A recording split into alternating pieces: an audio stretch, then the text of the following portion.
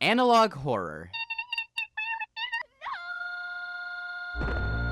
It's something that's been on the eyes of many for the past few months, and something that I also talked about in length in the last upload. Whether you were introduced to it years ago through Local 58 or recently just got on board with it through the Walten Files or the Mandela catalog, it's a fairly popular genre for independent creators. And although a lot of people may see analog horror as just TV static pausing for a funny face to pop up for 2 seconds, I do think there's a lot of merit to these web series. Despite its flaws at times, I am an enjoyer of the medium. And something that's undeniable is that some of the most quality analog horror projects to come out of the medium have been FNaF related ones. Starting with the Squimpus tapes, the VHS style snowballed into several original inspired projects similar to it. Very prominent examples being the Walten Files, the MemeBear VHS tapes, and one that for some reason I think is heavily underspoken about while in the discussion of this. Unfortunately, I think a lot of people just group it in with all the other series that have done the analog horror tropes that also followed the FNaF trend without giving the full recognition that it deserves. Harmony and Horror is a FNaF-inspired analog horror series that's been going on for a good span of over 2 years. Baddington, the creator of the series, has been in the community for quite some time now, making gameplay videos and short sketches that are sometimes related to FNaF and sometimes weren't. From what I could see, he started getting into 3D modeling in 2018, using those skills he picked up along the way to make the first tape in a long discography going forward. Although there could be a lot of elements from these videos that may seem derivative from other people's fan work, the story and visuals that will follow as the series matured would be astronomical. The visuals at the end are some of the most impressive I have seen in the entire subgenre of analog horror. Granted, that might not be the highest bar when it comes to your competition, but even so, the quality of the series is unprecedented,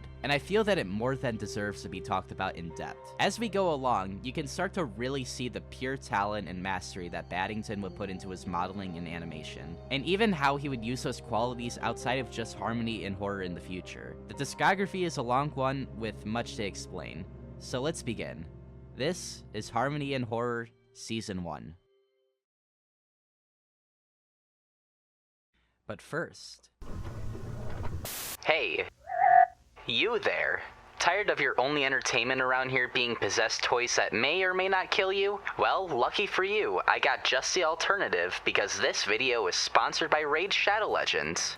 Raid is a mobile game for Android and iOS, and let me tell you, the game has loads of content, fun, engaging PvP and PvE battles with many challenges and champions to choose from. Over 600 now. And I definitely say it's an upgrade from your doll that may or may not have an angry spirit in it. Raid also has an insane variety of bosses too, such as Baumel, the Dreadhorn, a fiery boss from the Doom Tower that will be sure to give you a challenge. I'm personally a huge fan of turn-based action games, and Raid would definitely be my #1 choice for that on the go. Raid is always updating with new content as well, and right now, it's running a huge series of summer splash events for the entire month, with particularly great-looking skins for the Dwarf Trunda. Raid is also currently running a special Deliana chase event in which you have the opportunity to get your hands on a brand new legendary champion, the amazing Deliana from the High Elves faction. All you gotta do is log in and play Raid for 7 days between now and July 28th, and you'll get the champion for free. Deliana is one of the strongest support champions in the entire game, so it'll be a great reward for beginners. This, right now, is the best time to get started on Raid Shadow Legends, and if you click my link in the description or scan my QR code here, you'll get unique bonuses up to $30. We're talking things like the epic free champion Tayroll, 200,000 silver, 1 energy refill, and 1 XP boost, as well as 1 ancient shard. All the rewards will be waiting here in your inbox. It wouldn't be wise to miss all this content, so download Raid Shadow Legends today.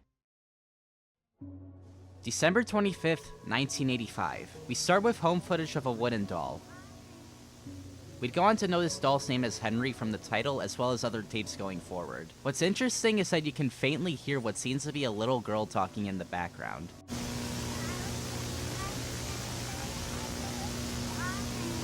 You can't really make out what she is saying, but you can turn on captions, and it reveals dialogues of what is actually being said.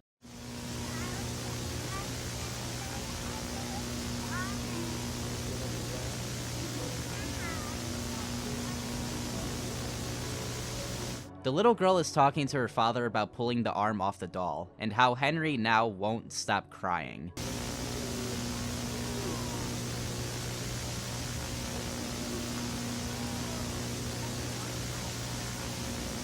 I mean, seems like a fairly normal reaction to me. I don't know what she expected. After this, the screen does an analog horror and we cut to footage that looks like a mediocre early 2016 FNaF fan game. I kid.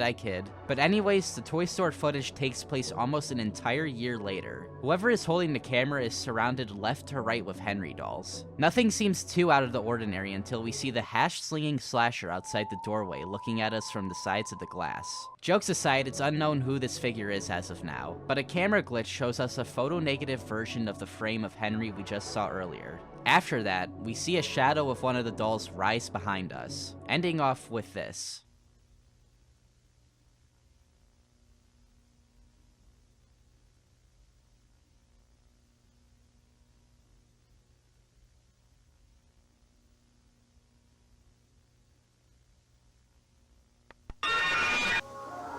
For the remainder of the tape, we get dialogue from a Henry doll. Dialogue telling us about something or someone being trapped in the doll.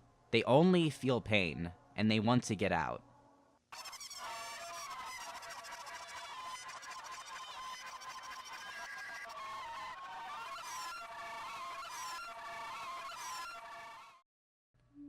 Already, you can tell what kind of tone this story will set up for the following advancements in the series. If you are familiar with any story beat from the Five Nights at Freddy's games, you can already infer that whatever is in Henry was not put in there voluntarily. Tape 2 starts 8 months prior to the events of Tape 1. As always, it's kind of unknown why this event is being recorded, but you can basically say that with all analog horror. Dialogue shows supposedly the same father talking to the same little girl from the first tape. Alright, sweetie, I'll be back later tonight. You sure you don't want me to turn off the light? Okay, sweetie. Good night. The visual for this segment has the camera targeted on another doll, this one seeming more of the plush variety, and is most likely named Bonzo if the title is anything to go off of. But all hell starts to break loose 7 hours later into the night. What sounds like an older woman is now hiding away in a closet with some of the best hand control with a camcorder I've ever seen. Regardless, we hear what sounds to be the whining of a dog.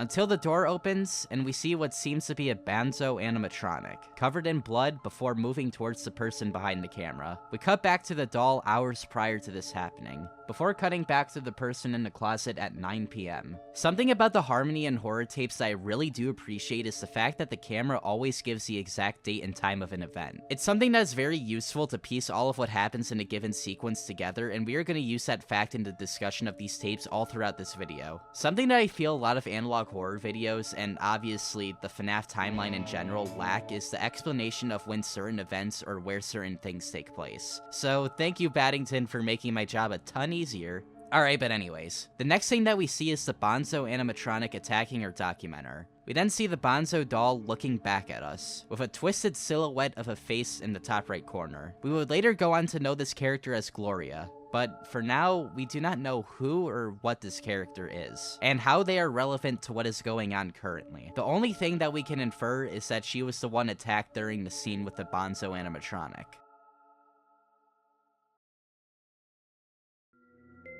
Now, I always want these videos to be more than me just explaining what happens in the tapes I'm covering. I obviously think that you all should go watch the original series first, but there are so many things so far in these tapes that you don't really pick up at a moment's notice. The slow build-up showing the Bonzo doll finally take life after the events of earlier in the night was genuinely a fairly chilling payoff. I know a lot of people would say that this is the kind of stuff that they would like to see in the mainline FNaF series, but honestly, I'm happy that we're getting something like this here. The tape Goodbye Arthur is where things start to really turn.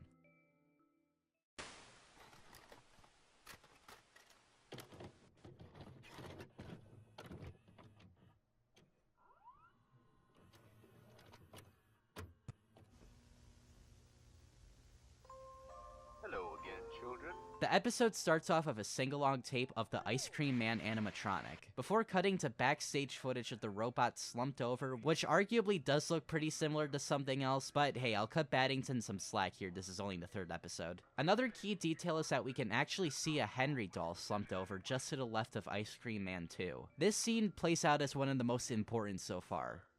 Look at that. What do you think? New mascot will get the kids' attention, huh? We hear a man named Martin talking to another man named Arthur. In this discussion, it is revealed that Arthur knows what happened to Bonzo despite Martin trying to cover up the allegations in the conversation. I know what you did with the dog. What? The dog, Martin. I don't understand. Don't play games with me, Martin. I told you to knock it off, but you did it anyway. Arthur reveals to Martin that his actions can't go unpunished, and he made arrangements to leave with his wife and kids. So that's why you did it. You think that killing it and turning it into one of those monstrosities that I said would be a bad idea is the way to fix it? Oh, Martin. I wish you hadn't gone down this path. But it's going to be okay. I'm taking the kids. What? Lori and I will watch over them until you sort yourself out. Understandably, Martin is kinda peeved off that his children are about to be taken away from him, so he already killed his wife, Gloria. I fixed that little problem. What do you mean you? No. Oh, Martin. What have you done? First the dog wouldn't listen to me, then my wife. I think the only thing I've learned through all of this is that I am not going to let anyone let me down, including you! Martin ends up shooting his brother, and we are literally taken to the back rooms. Like, this isn't a joke, this is just legitimately the back rooms. I know this is probably not actually supposed to be level 0 and it's just meant to be an Easter egg, but like, this is still a very weird choice. Hey, we're only 3 episodes in though, so once again, I'll cut Baddington some slack. As the tape progresses, we can see a figure approach us closer, before being taken back to the Ice Cream Man sing-along that the tape was originally meant to be. Doesn't last long though, because spliced in are shots of the figure getting closer before the text, "Come with me," is flashed on the screen. The ice cream sing-along finishes. Faint text can be seen that I've been able to faintly make out as "Rebirth You." We cut back to the room with the figure, now gone, as we hear a heartbeat get slowly louder. Ice Cream Man fades into the frame from the corner, and the tape ends.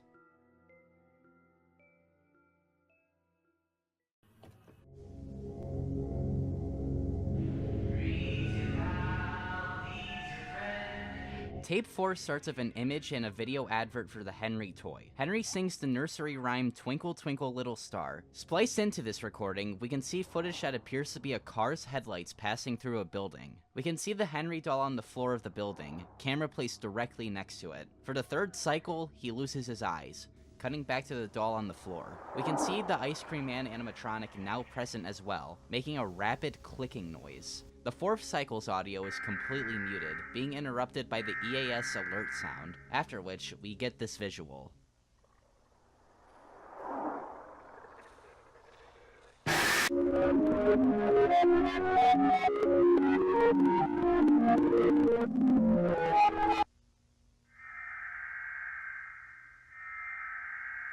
This red guy shows up behind the now dismantled Henry doll, fading in and out for about a minute.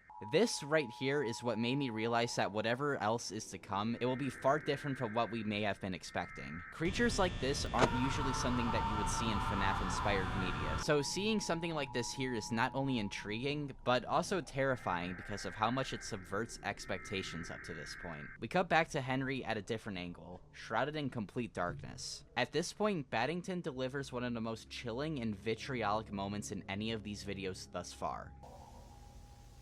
My daddy loves me. He loves me so. Even if he beats me though. My daddy loves me. I shall not cry, or else there'll be a knife in my eye. Henry cites a poem about his father, who we can assume is Martin from the last tape. The dialogue concludes alluding to Martin being the one to murder Henry. Go to your room, he says. I'll surprise you at night.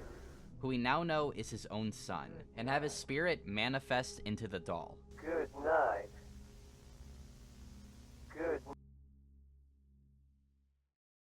Moving on to tape 5, we are introduced to a new character, Sophia the singing marionette. The backdrop she's in is very out of place with the doll itself. You can very clearly see candles set up around her, as well as these ball things. Whenever Sophia talks, you can hear another voice layered over hers as well.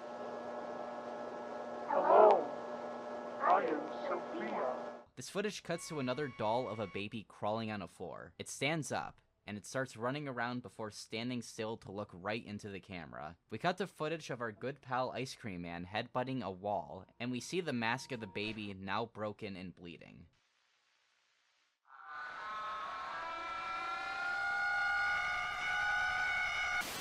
It's here we get another scene involving Martin. Hey, thieves. Come out wherever you are. Daddy's got a special surprise for you. Macy! I order you to come here right now! Slumped over, we can see this clown animatronic. And off camera, we hear Martin. He's talking to Macy, his daughter, who we can infer from the dialogue has become Sophia after some sort of experiment Martin has done.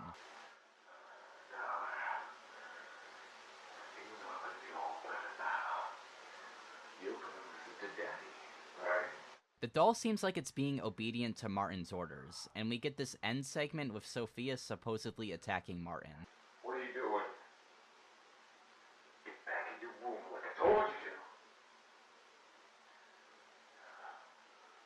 What do you want? Didn't you hear me? What's the matter with you? You got cotton in your ears?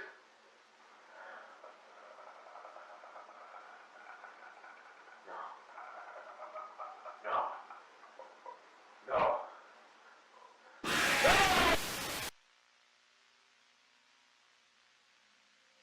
The clown animatronic shows up once again, laughing at us. Why are you blue? We cut back to Sophia, now looking up. Will you sing for me? We're given two options for this question, but there is only one in the playlist, and it's the no option, meaning that this one is most likely the canon choice. Either way, if you do choose yes, a scene plays out of Sophia's head slowly coming closer to the camera before glitching out and slowly ending. But if you choose no, a similar scene will play out, but this time, the jaw of the doll dislodges and its snake tongue attacks the camera. It's very key to note that this transformation looks incredibly organic. Whatever went on that made these souls and toys the way they did is obviously very, very different to how we're familiar with spirit possessing and things that this is based off of. The tape once again ends off with Martin laughing into the camera.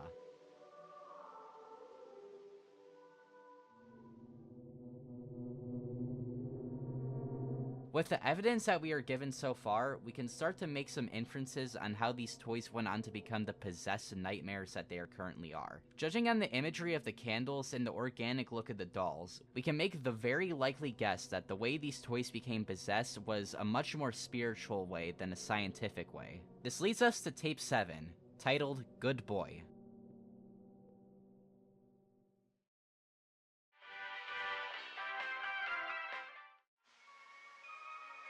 Are you tired of the same boring days repeating over and over again? The tape starts off with a commercial questionnaire. Nobody you share your secrets with. Embrace! This commercial being for the Bonzo toy from a few tapes back, which we learn are generally referred to as Stitch Buddies. The narrator gives off demonstrations of everything the toy can do, before the audio and background cut out after it is stated that the toy will keep your darkest secrets. The camera transitions to Martin, giving orders to the Bonzo doll. After telling it to stand, it twitches rapidly before flickering the lights on and off, transforming into a giant animatronic that we saw a few tapes ago. We then cut to Bonzo, now sitting on a table. For a brief moment, we can hear Martin ranting about wanting to harm someone who has supposedly wronged him. Goddamn, I got a hang by his jaw. Let's see who's the fraud now. After that, the doorbell rings, and he leaves to go answer it. If we were to infer from the dialogue that we have gotten so far, we can make the conclusion that Martin is referring to Arthur in this dialogue. The company logo for M&A Toys that we have been seeing periodically throughout these videos aligns with Martin and Arthur's initials. So this is my theory so far. Martin and Arthur were not only brothers, but were also business partners for a toy company, much like Henry, Emily, and William Afton were in the main Five Nights at Freddy's continuity. Somewhere down the line, Martin got motivated to experiment with life in his toys for reasons that are not known to us yet. We can make the guess that the first time he's done this was with the family pet Bonzo. Arthur noticing the lead up to the inevitable beforehand and warning Martin that there would be consequences if he followed through with it. Martin, deciding to do it anyways, let the Bonzo animatronic unattended. I believe that these are the events that we didn't see in the Wake Up Bonzo tape. This footage ends with the plush version of Bonzo slowly looking at the viewer, while we hear a child crying in the distance. This child, most likely being one of Martin's, is most likely the one that was talking to him at the beginning of the second tape. Whoever did meet their fate on this day, it was Martin's irresponsibility to keep an eye on what he has created that led up to the unforeseen events that would conspire as we progress. Rest Assured is tape 8 in these lines of videos. It immediately starts with the clown, looking at us, even before the tape is put in. When the tape is put in, you can still see its opaque outline through the entire duration of the video. The video itself is a de-stressing video of some kind, seemingly being created for Martin. The tape starts with speaking about how the viewer may have experienced something not so pleasant before viewing the tape, but it is most willing to note that when the tape says, You may have committed a sin. we are greeted with 5 minutes of silence after. This is the first time in the tape so far that the music has been completely cut out. Along with the long pause after the line, this definitely goes to alluding to the demonic undertones that the toys seem to have. The tape continues to say cryptic things, such as, At first, you may feel as if no air is going in, as if your body does not belong to you. the tape assures an angel will take care of us. When this line is said, Henry appears hiding behind a lamppost. After the tape tells us to breathe, we can see Sophia briefly fade into the frame. The tape tells us to do a mental image exercise in which we imagine ourselves in an open field. In this open field, Ice Cream Man stands on top of it, slowly getting closer. Once Ice Cream Man gets all the way to the camera, this happens.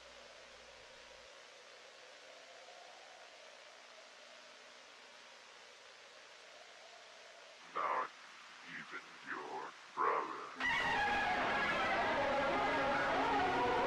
If it wasn't obvious by now, Arthur is Ice Cream Man. After shooting his brother in the Goodbye Arthur tape, he does the same ritual he had done with Bonzo before him to turn Arthur into one of those self-proclaimed monstrosities from before. Now pictured is a jack-in-the-box, the silhouette of the clown marked on it. The box suspensefully winds itself further along, abruptly stopping itself. Just as you think something is about to pop out of the box, the clown shows up from the right angle of the screen.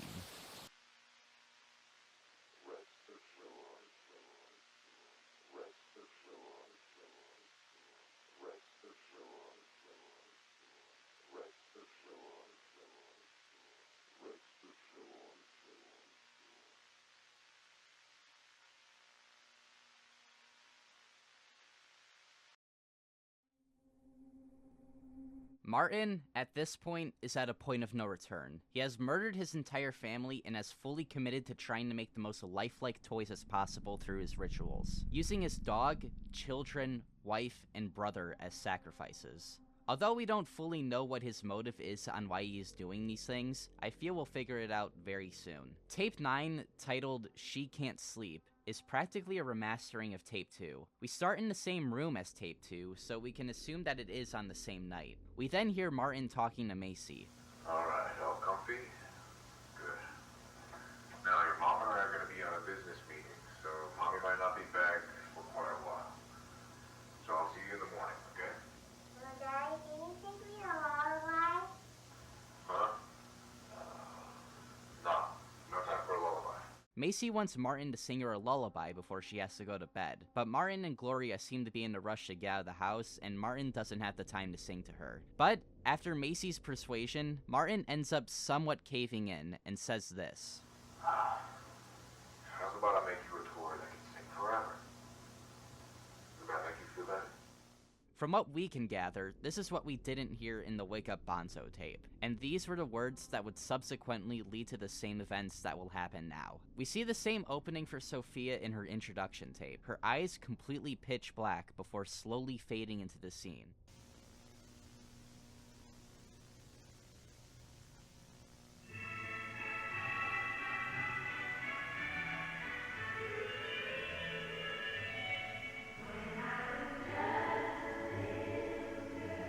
Sophia starts to sing a song. The song abruptly cuts out, revealing a very human face underneath the shell of the doll. I believe what we are witnessing here is Martin's first attempt at making the Sophia doll work after putting Macy's spirit and being into the toy. After this, we cut back into Macy's room, where we can hear Gloria try to leave the house with Macy.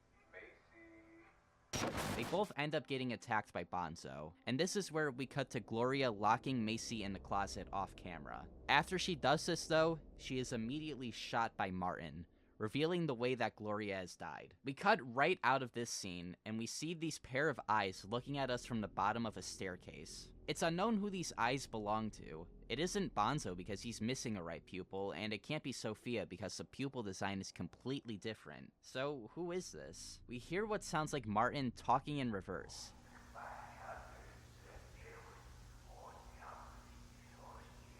This is what I was able to decipher.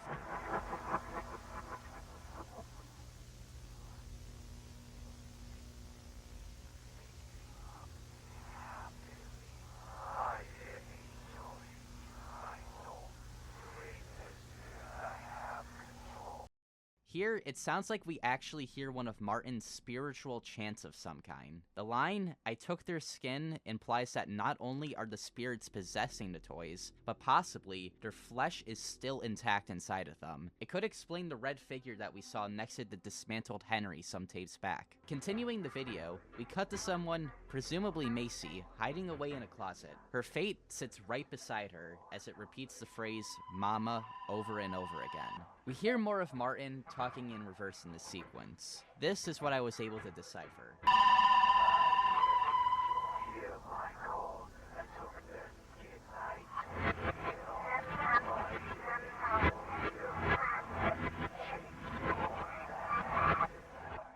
Once again, more of the same chant that we heard from before, but this time, we actually hear a finished verse. "My dear angel, hear my call. I took their skin, I took it all." It's key to note that when Martin says this line in real time, the doll makes an audible gasp and stops talking. After which, we can see Sophia move from her chair right next to our documenter. We immediately cut to a shot of Henry after this. We can hear a pitched voice speak in tandem with the footage, but it's too distorted to make out any sort of actual vocals. If you turn on the captions for the video though,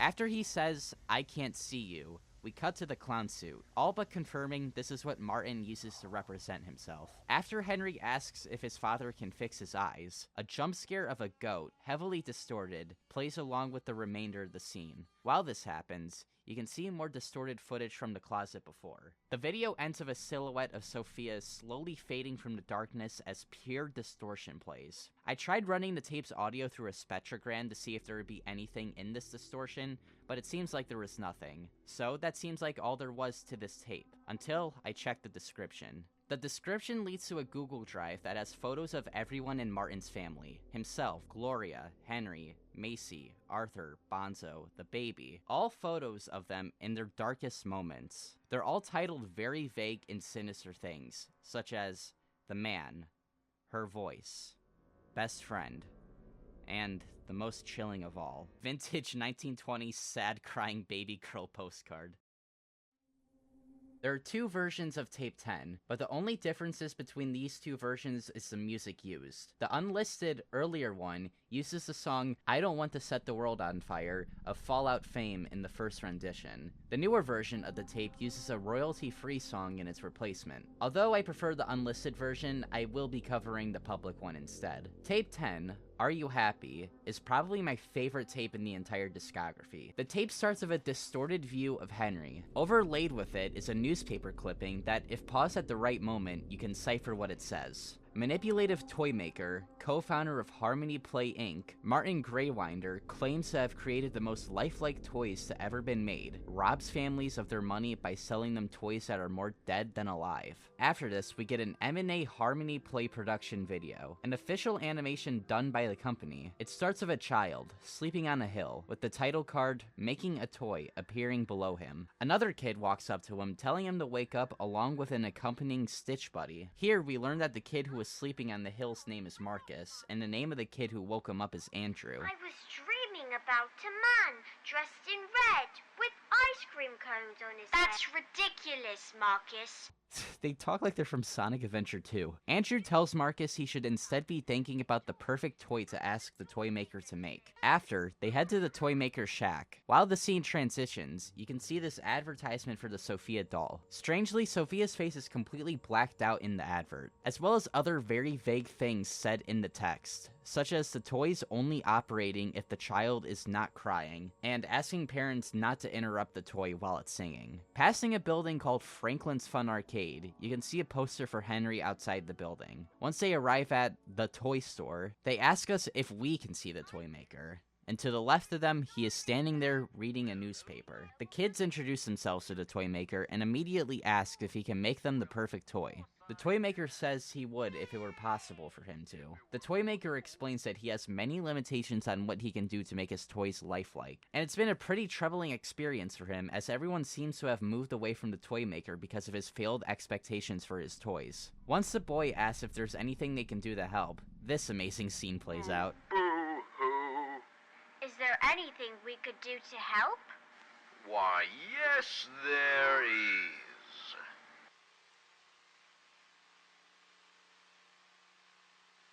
Well, what is it? There are 3. Okay. The toy maker says that there are 3 ingredients the boys need to go and seek out to make the perfect toy. After he says the first ingredient, needle and thread, we cut to a bedroom. The door in front of us opens, and after that, we cut back to the 2 boys. When they are searching for the thread, they find a bag. When they open it, they are greeted with this.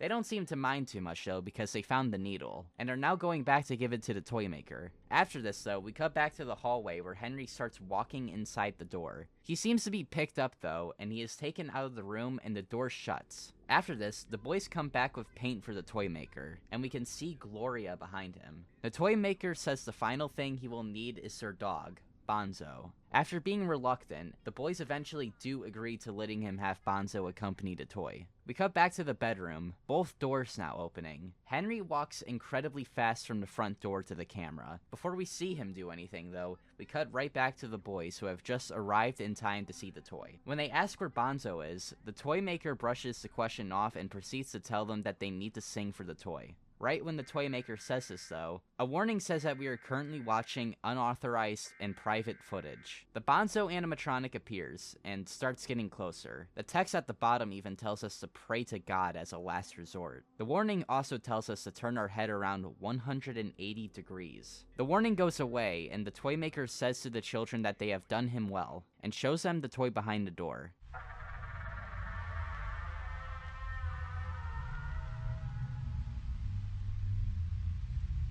I really do hope you enjoy. We hear the distorted screaming of the children as they see the Bonzo animatronic. The Bonzo animatronic starts to fade into view just to go away as quickly. After that, we get a montage of victims, supposedly victims of the television program. The final victim showcased is Bonzo. No date of birth, no date of death. Just a subtext, he was still moving when he hit my bumper.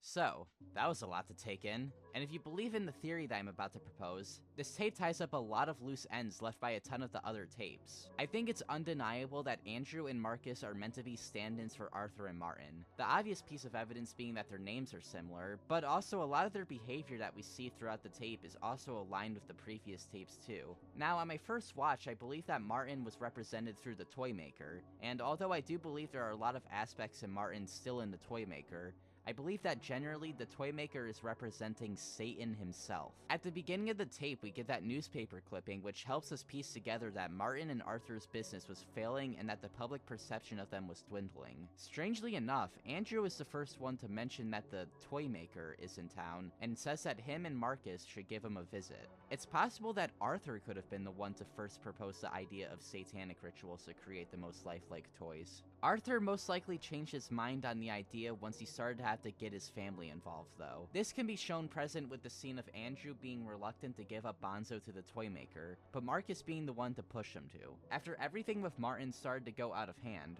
Arthur tried to step in, but before he could, Martin had already killed his entire family and proceeded to kill Arthur as well. Once this is done, he stuffs the flesh of their bodies into the toys, bringing them to life in these insanely monstrous ways. The song that the toy maker made the two sing was not a song, but rather a demonic chant to activate Bonzo. Possibly the same chant that we heard Martin saying in reverse in the tape prior. We can infer this because it would be the only logical explanation as to why the audio would have been muted. And the fact that the toy maker, who we are saying is a representation of Satan, made them chant this. Everything has gone to point that this tape is supposed to be a symbolic origin story to how things have gotten as bad as they have, and the way that it was presented was no short than brilliant in my opinion. The end with the list of victims is still a bit tricky to figure out though. The two boys have very objective causes of death and they correlate to the TV show itself, even down to being able to draw parallels between them and Andrew and Marcus. Bonzo is obviously self-explanatory, but the first victim, Amy Wilson, is confusing me. She stopped screaming when her spine came out. I don't think this was a victim of the broadcast, but we're gonna have to figure that out later. This video also had an unlisted video in its description. In it, it shows the faces of all the family members, aside from Martin, all in their post-possession forms. It lingers on the face of Gloria for the longest, and abruptly cuts. The name of the video looks like it would be the link itself, but unfortunately trying to put the name of the video in a link shows that it either doesn't exist or isn't available anymore, meaning that we're gonna have to move on to tape 12, Rebirth. The video opens with a camera moving around a nursery room of a house, transitioning to a conversation between Martin and someone named Mr. Stewart. This conversation gives us immediate clarification of the loose ends left in the tape prior. The conversation starts with Martin asking if he was called in over the Harmony broadcast incident. My son loves your toys. He loves your show. Which is why we are here. The Harmony broadcast incident. Mr. Stewart says that Martin has been claiming that the station was hijacked and that an investigation is still ongoing about it. But what he was really called in for was to be questioned about the whereabouts of his intern, Amy Wilson. If this isn't about the incident, what is it about?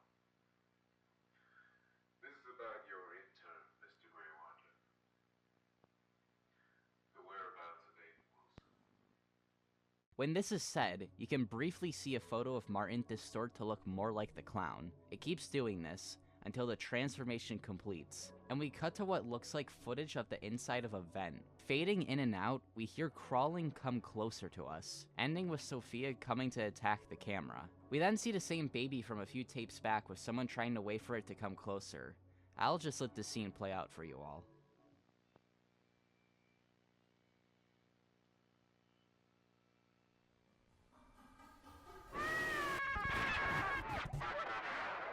We We cut back to the nursery, where every time the camera repeats a moving cycle, Bonzo creeps closer to the room. We see Bonzo look over the baby's crib, and we are cut to a point of view shot of Bonzo looking over the crib. If we turn on captions, we are given Bonzo's inner monologue. I'm sorry, Ava. I have to be a good boy. I don't know you that much, but I know you feed me treats, you pet me, you love me, Ava. I'm so sorry, little one. This dialogue gives us some answers, but also a ton of questions. We now know that the baby in the Greywinder family's name is Ava, but it also makes us question how much control do these possessed creatures have. Bonzo doesn't want to kill Ava, but the dog's inner thoughts are saying almost like he has to. We are prompted two options on the screen: kill or don't kill. It's unclear which one is the canon one, but it's mostly accepted that the don't kill option is the canon one. So we'll talk about kill first. We hear a tone get louder as the scene cuts. We see Bonzo shrouded in a red dark room. We are then shown the mask of the bleeding baby toy, slowly getting further away from us. After this, we get dialogue from Martin. You did it. You listened to me. You obeyed me. You're loyal. You're faithful. You're just what he said you'd be. You're a monster. And the best part is, I didn't do it. You did. It's your fault.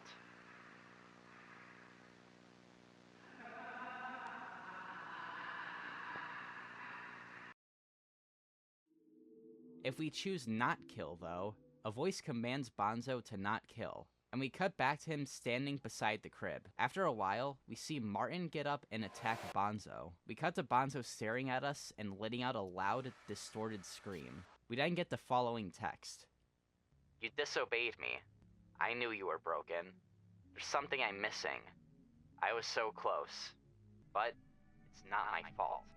It's not my fault. It's not my fault. Not my fault. Not my fault. Not my fault. Not my. We cut back to the clown, hearing the crying of Ava in the background, which gets abruptly cut out. Either way, Ava still dies.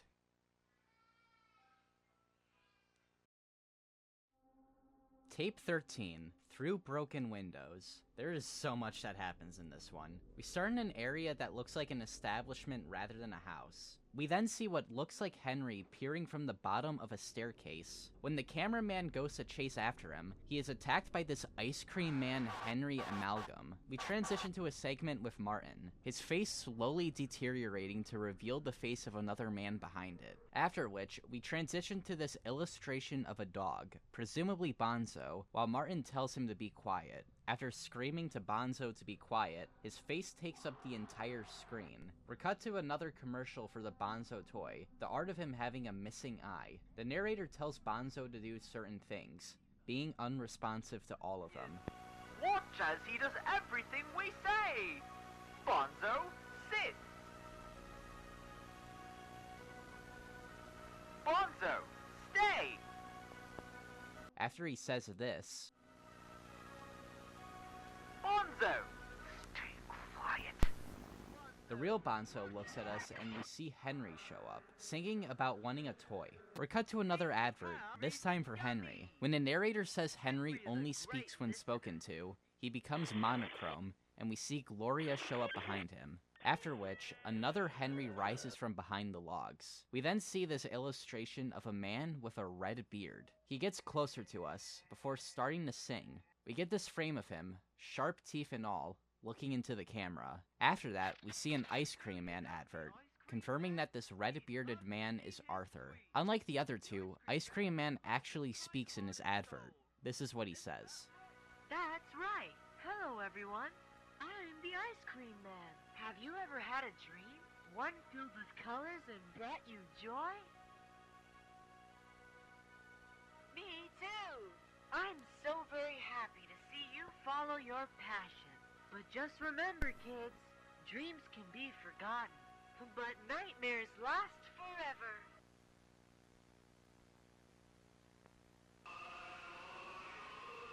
We see an eyeball popping out of the face of the Ice Cream Man animatronic in this scene. Of course, the only one now being left is Macy. She starts to sing while getting closer to the camera, repeating the phrase, "I want a lullaby." Her face distorts and we are shown Sophia's advertisement.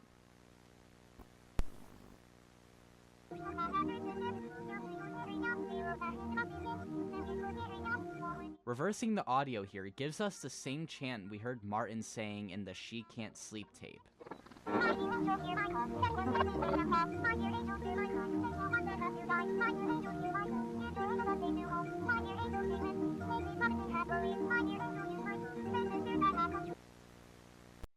The tape ends with several photos from what looks like the inside of the M&A Harmony warehouse. The final two photos being Macy's bedroom and Martin's Jack-in-the-Box.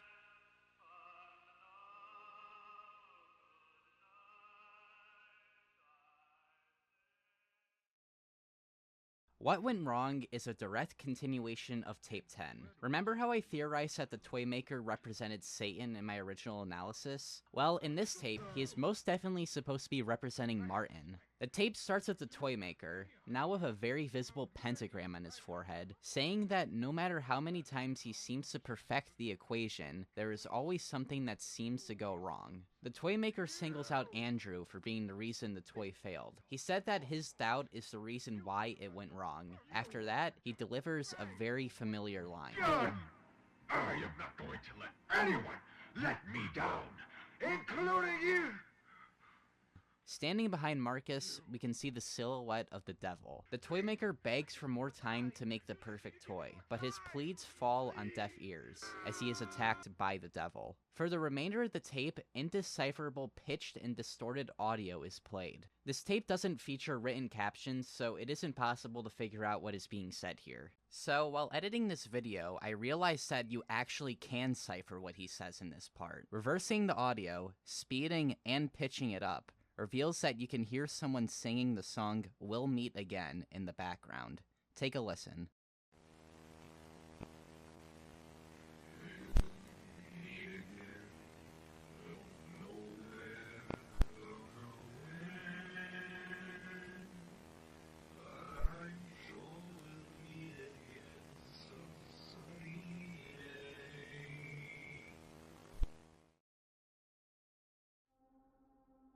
I believe this tape is supposed to represent the two sides of Martin. One that was simply interested in trying to create better toys, and the one that has now become obsessed with it. Marcus is barely shown and hardly speaks throughout this tape, showing how far detached Martin has become from his former self. It is very interesting how who I presume to be the devil was actually the one to be attacked by the devil, though. The idea of these two personalities playing into Martin's descent is one that, if true, is very clever on Baddington's part. These two animation episodes are most definitely the highlight of the series for me. For one that is coming to a close very soon.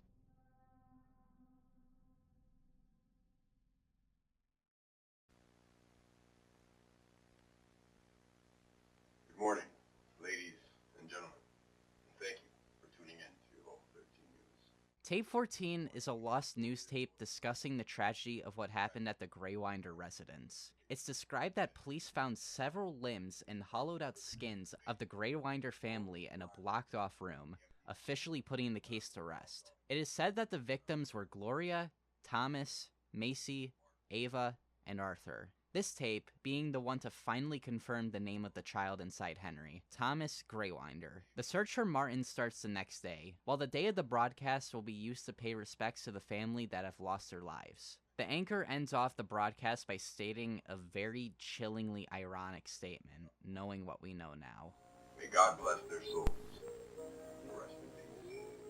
The remainder of this tape shows us photos of the Greywinder family, only the final one featuring Martin. When this photo shows up, the music cuts, and the photo fades away slowly.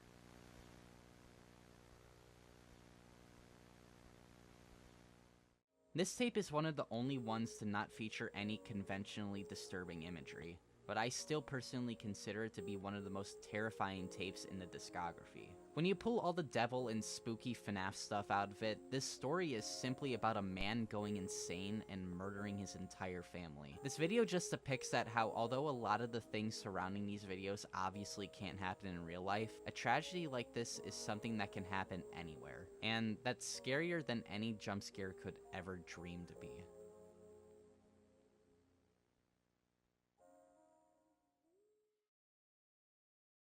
But enough of that, let's go back to the funny clown. Tape 15 seems like it's simply titled gibberish, but the title is actually a very simple Caesar cipher. Decoding the letters one character back reveals that it is meant to spell out "they are inside the building." The tape is a training video for how to be a nightly patrol guard for the M&A Harmony Play Inc. establishment. Employees are always meant to have a camera on them, documenting what's going on, which is a fairly good explanation as to why all of this is documented in the first place. The person giving the guide ends the guide with very normal instructions. If any toy were to go missing, find it.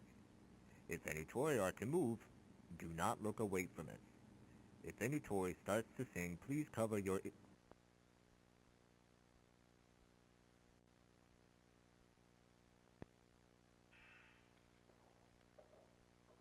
Walking across the store, we are met with the same angle we saw all the way back at tape 1. Henry looks at us from the dark, and when the documenter once again shines his flashlight on him, we are greeted with something unexpected.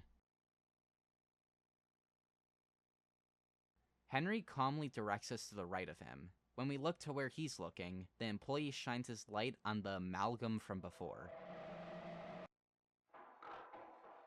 Running away from the creature, our guard gets cornered while another Henry rises from the shadows. The guard is having none of it though, and shoots Henry right in the head. Blood, unsurprisingly, leaking from the doll. Now remember when I said I thought Macy was the one who attacked Martin in this scene? Well, I was wrong. This is the same audio from the end of Don't Cry. Now we see it from Martin's perspective. He's trying to demand Arthur to listen to him, but Arthur instead attacks him, and the tape ends. A very short installment, but one I do appreciate. Tape 17 is a learn to count video, featuring Ice Cream Man. The tape is actually fairly normal until the end. The counting segment makes up the majority of the video. Before we could count to 10 though, we are thrown back into the toy store, Christmas gifts aligning the wall of the window as cars pass by. We start to count again, seeing many Henry dolls fade into view as the numbers are said. When we get to 10, we see the shadow of the Ice Cream Man amalgam, staring directly at us. We cut back to the Christmas gifts, all of them being open. From the shadows, Henry rises.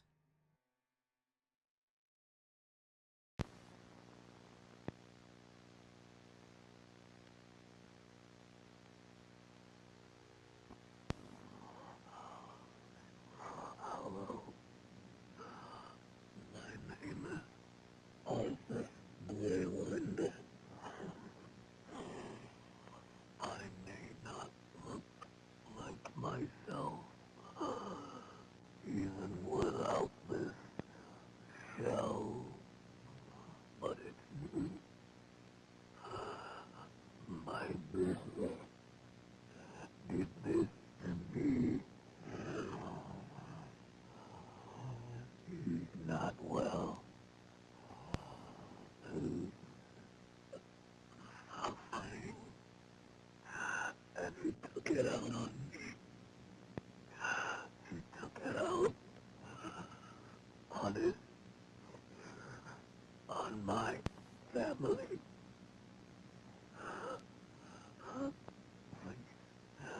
Please, I don't have much time. I'm losing my grip. Please, save them. Stop him. Stop my brother.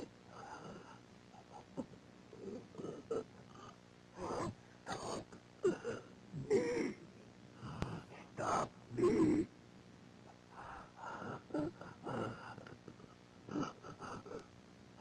Gloria, please, if you're watching this, I love you. Sorry. I'm so sorry. I love you. I love you. Tape 18 ends with the same frame of Arthur from Through Broken Windows. This is the second final tape. It starts back on the hill from the Rest Assured video. We see this dialogue come onto frame.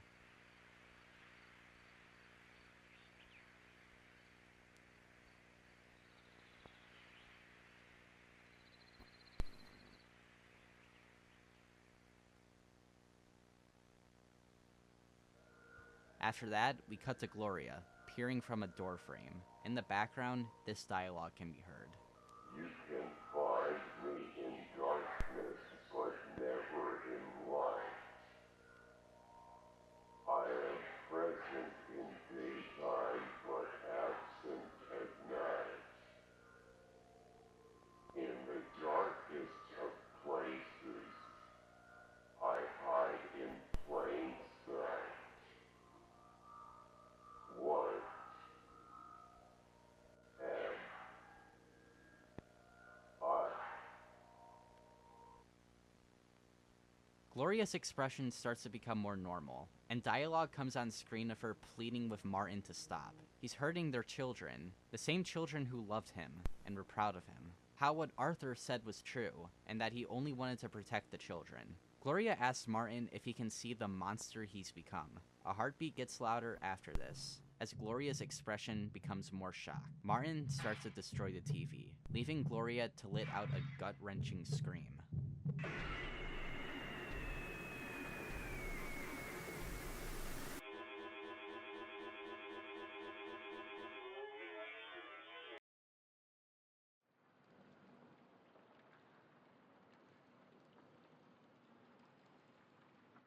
The final tape, That's All Folks, features a flooded room. In it stands this cutout of a character we don't recognize, a green sea serpent with a goatee. After a while, the title card for Harmony and Horror appears on the screen.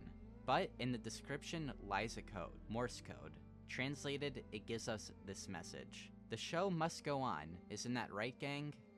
This is not over. So, that was Harmony and Horror. And before I do give my closing thoughts, I will mention some things. Yes, I am aware that there is a Season 2 that is currently ongoing. I'll cover it when that season finally concludes, as the parts are releasing much less frequently as the original Harmony and Horror tapes did. They're a lot longer though, so they'll definitely segment better when a video is due. For now though, I cannot recommend these tapes enough if you're interested. The visuals of Season 2 just get better, and the work that Baddington does here is genuinely phenomenal. Harmony and Horror is a story that you don't really see reciprocated in other media like it. It's so much more raw and full frontal with what it's trying to tell you than many other stories in the same vein that really only rely on implications to tell a coherent story. Horror now usually gets criticized for being nothing but non-stop jump scares that play on basic biological fears of humans, and although this series does that to an extent too, the other things surrounding the full frontal scares are what really get me about it. Baddington has been using these practices in non-Harmony related projects too, such as his phenomenal FNaF VHS tapes, meant to be remakes of the Squimpus series, and honestly they're probably the best VHS tapes in the genre since the Squimpus tapes. I am honestly really anticipating episode 3 of season 2, and I still implore all of you to check out the first 2 episodes of season 2 yourselves. In conclusion, Martin was just having his Heisenberg moment. Alright, I've been Dags, and until next time, see ya.